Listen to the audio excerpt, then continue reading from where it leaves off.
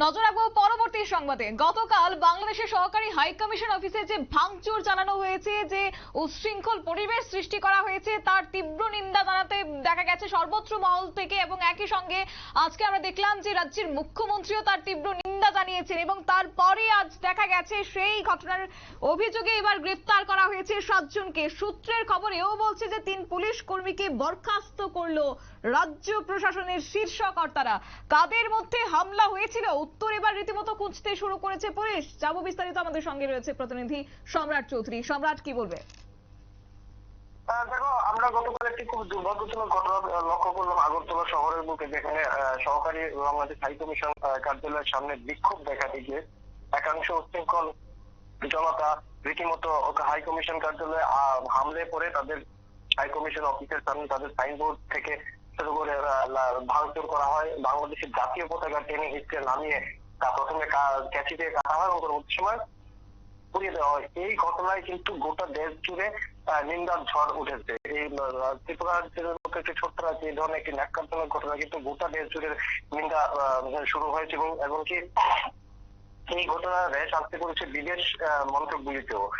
ঘটনার কিন্তু তীব্র নিন্দা করেছে ভারতের যে স্বরাষ্ট্র মন্ত্রক রয়েছে। এই ঘটনার তীব্র নিন্দা জানিয়েছে এবং এই ঘটনার পরপরই কিন্তু গতকাল বিকাল থেকে কিন্তু খুব সক্রিয় হয়ে ওঠে রাজ্য পুলিশ।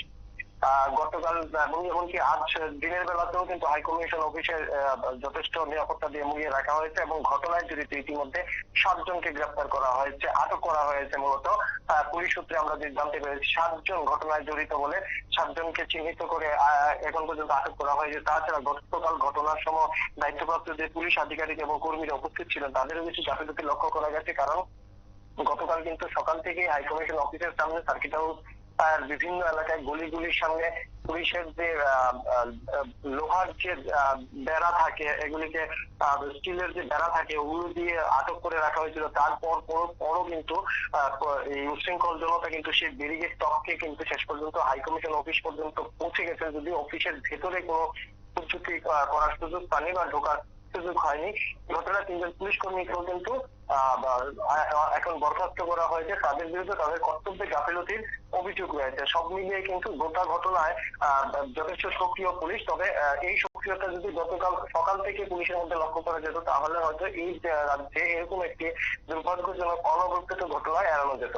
শতাব্দী, একেবারে সম্রাট, যেহেতু এই ঘটনাটা ঘটেছে, সেটা কি জানা গেছে যে কাদের মধ্যে এই হামলাটা হয়েছে? এবং সেই জায়গায় দাঁড়িয়ে যেহেতু এই একটা জমায়েত হবে, সেটা আগাম ভাবে কি পুলিশের কাছে কোনো খবর ছিল না, যার কারণেই এই উচ্ছৃঙ্খল জনতারা এই কাণ্ড বা এই নিন্দনীয় কাণ্ড ঘটাতে সক্ষম হয়েছে? কি বলবে?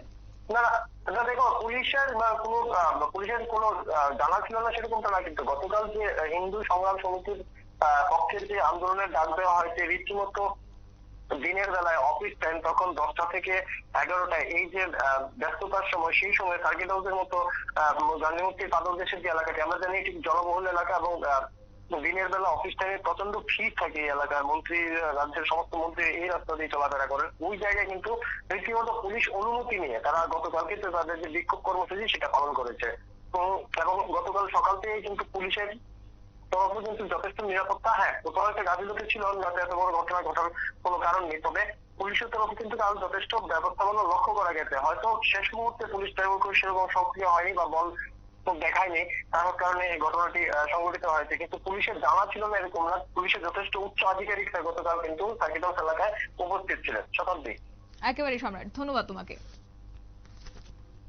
বিস্তারিত জানিয়েছে আমাদের প্রতিনিধি সম্রাট চৌধুরী। এবং কার্যত এই ঘটনার পরিপ্রেক্ষিতে ইতিমধ্যে 7 জনকে গ্রেপ্তার করা হয়েছে এবং একই সঙ্গে পুলিশ এবার তদন্তে নেমেছে।